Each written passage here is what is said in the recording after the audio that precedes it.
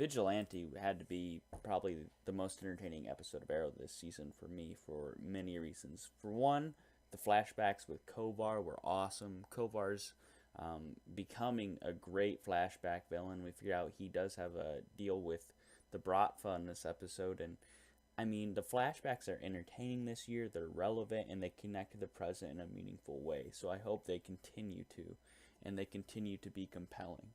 I think it was in part because just how much bigger Kovar, the actor who plays Kovar, who's Dolph Lundgren, is compared to Oliver. Like, it's hard, or I mean, Stephen Amell, the guy who plays Oliver, because it's not that often that you'll find somebody who could actually make Stephen Amell look wimpy, or not wimpy, but who could overpower Stephen Amell, but just his presence because of his size is fantastic, and his whole speeches and the way he goes about things, it's very awesome.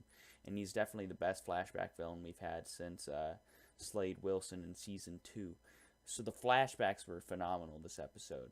Now, not only were the flashbacks good, but the whole storyline involving Vigilante was awesome. We got introduced to Vigilante this episode as he was going around the city basically dishing out his form of justice by killing people, killing criminals, and the whole team went to track him down.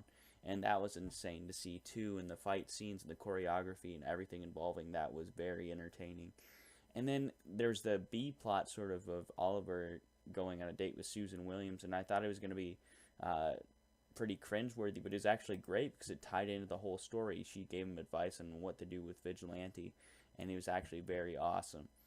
And I really like this episode. Ultimately, there's another B plot as well. Before I go into what I really like about this episode, the Diggle,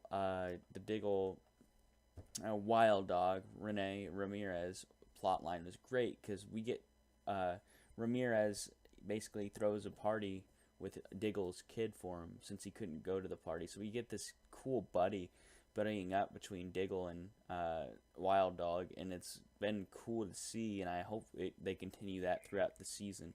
But my favorite part of this episode is the direction they... Oh, and there's another B plot as well. There's lots of different plot threads, but you see they all tie together with this common theme of legacy and of basically perspective. But we also see that Thea gets Quentin to go to rehab, which it sounds stupid whenever you say it that way, but it actually works really well within the plot. And I actually think putting Thea outside the Red Arrow suit, putting Thea and Quentin together working on the political side of Oliver's administration is a very good idea, because we get a different perspective and sort of different things that can be thrown in. But what I was going to say is my favorite part of this episode had to be when we figured out that Evelyn Sharp is somehow working for some reason with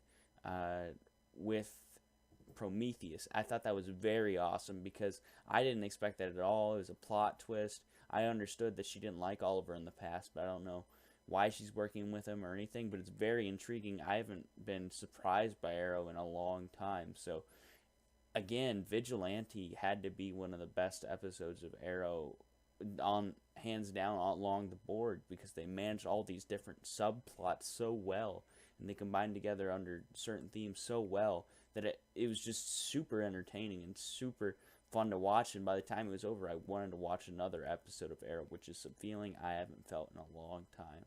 So I'd have to give season 5 episode 7 of Arrow, Vigilante, I'd have to give it a 9.7 out of 10.